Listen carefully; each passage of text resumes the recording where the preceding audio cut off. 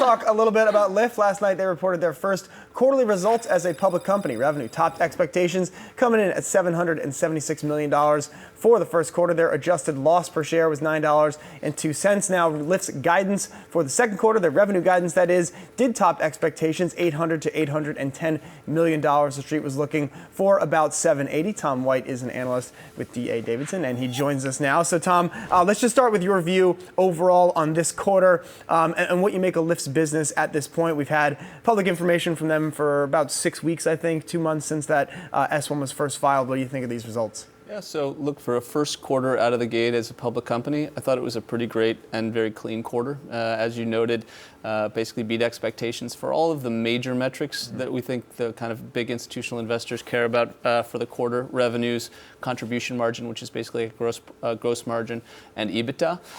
And the guidance was also better than people were expecting, both on revenue and EBITDA. So the headline numbers were all good. I think the biggest positive, though, came during the call when management talked about that they were seeing signs of moderating competitive intensity when it comes to incentives that its competitors are using to attract riders in the U.S. ride-sharing market. So we view that as a very positive sign. So you were actually the first analyst ever to initiate coverage on the stock, and you had a bullish rating off the bat. And right now the stock is trading about $57.67. Your price target right now is what?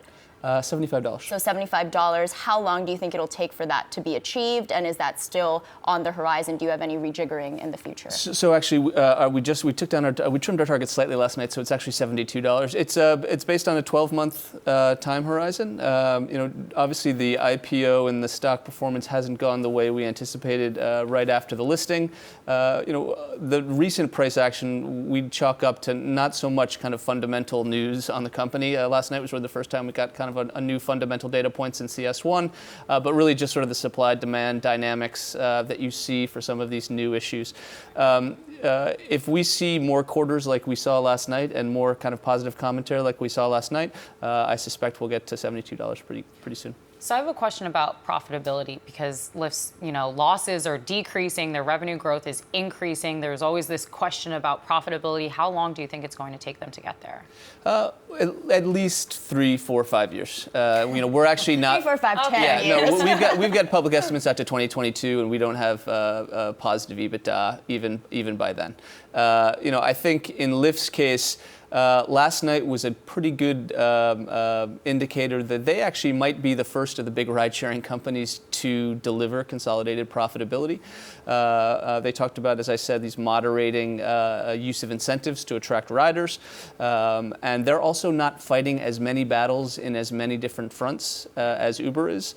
And we also think the online food delivery business is going to remain quite competitive for some time. So, Lyft is showing signs of good unit economics in its business, and we think that there's a good chance that they actually might achieve GAAP profitability. Well, I want to ask about that because we've heard from some analysts who argue that because Uber is in all these different businesses, they have a better chance at having a stronger business going forward. So when you look at the pure play U.S. ride sharing, which is essentially what Lyft is, I mean, do you see a way for the company to get there in terms of having positive unit economics on each ride? Because right now, that's certainly a challenge for them. And how do they get there? Is it just kind of raising prices and hoping that people are so kind of in the Lyft ecosystem that they will just end up paying more to get a ride? Yeah, look, there are a lot of different levers that we think over time will help deliver profitability. I think one of the most sort of important tailwinds that they have at their back is that they really are the share gainer in North American ride sharing. They've been consistently gaining share versus Uber over the last 2 years.